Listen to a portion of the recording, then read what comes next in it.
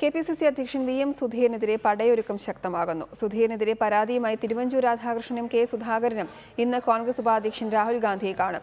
വിവാദ വിഷയങ്ങൾ തെരഞ്ഞെടുപ്പിന് മുൻപ് സജീവ ചർച്ചയായത് സുധീരന്റെ നിലപാട് കാരണമാണെന്ന് എ.ഐ. ഗ്രൂപ്പുകൾ വ്യക്തമാക്കുന്നു.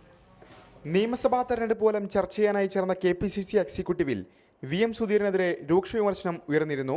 തെരഞ്ഞെടുപ്പ് കാലത്ത് സുധീരൻ കൈക്കൊണ്ട നിലപാടാണ് പരാജയത്തിലേക്ക് നയിച്ചതെന്നാണ് എ.ഐ. ഗ്രൂപ്പുകളുടെ നിലപാട്. പ്രത്യേകിച്ച് വിവാദ വിഷയങ്ങൾ തെരഞ്ഞെടുപ്പ് കാലത്ത് സജീവ ചർച്ചയാക്കിയത് സുധീരന്റെ നിലപാടുകളാണെന്നും കെ.പി.സി.സി അധ്യക്ഷൻ നടപടി കനത്ത തിരിച്ചടിക്ക് കാരണമായെന്നും എ.ഐ. ഗ്രൂപ്പുകൾ പറയുന്നു. പരാജയത്തിന്റെ ഉത്തരവാദിത്തമേറ്റെടുത്ത് ഉമ്മൻചാണ്ടി മാറി നിന്നതുപോലെ സുധീരനും മാറണമെന്ന എക്സിക്യൂട്ടീവിൽ ഉയർന്ന അഭിപ്രായം നേതൃത്വത്തെ അറിയിക്കുകയാണ് ദില്ലി സന്ദർശനത്തിലൂടെ നേതാക്കൾ ലക്ഷ്യമിടുന്നത്. ദില്ലിയിലെത്തിയ തിരുവഞ്ചൂർ രാധാകൃഷ്ണൻ കോൺഗ്രസ് ഉപാധ്യക്ഷൻ രാഹുൽ ഗാന്ധിയുമായി കൂടിക്കാഴ്ച നടത്തും. കെ. സുധാകരനും കൂടിക്കാഴ്ചയ്ക്കായി ദില്ലിയിൽ എത്തുന്നുണ്ട്. ഇരുവരും കോൺഗ്രസ് അധ്യക്ഷ സോണിയാഗാന്ധിയുമായും കൂടിക്കാഴ്ച നടത്തിയേക്കും. റിപ്പോർട്ടർ, ദില്ലി.